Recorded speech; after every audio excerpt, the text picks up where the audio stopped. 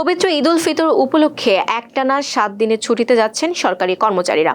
আজ সোমবার ঈদের আগে সরকারি চাকরিজীবীদের শেষ কর্মদিবস।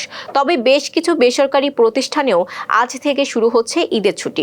ঈদ উল ফিতর উপলক্ষে পূর্ব ঘোষিত ছুটির পাশাপাশি 18 মার্চ ছুটি ঘোষণা করার প্রস্তাব গত 5 মার্চ মন্ত্রিসভার বৈঠকে অনুমোদন করা হয়। ফলে সব সরকারি অফিসে 17 থেকে 23 মার্চ পর্যন্ত 7 দিন ঈদের ছুটি থাকবে। চাঁদ দেখা সাপেক্ষে 21 মার্চ পবিত্র ঈদ উল ফিতর উদযাপিত হতে পারে।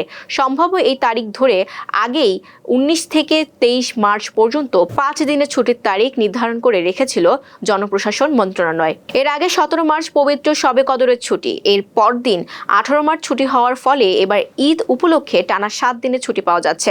গত 7 মার্চ জনপ্রশাসন মন্ত্রণালয় এই বিষয়ে একটি প্রজ্ঞাপন জারি করে। তবে জরুরি সেবাগুলো এই ছুটির আওতার বাইরে থাকবে।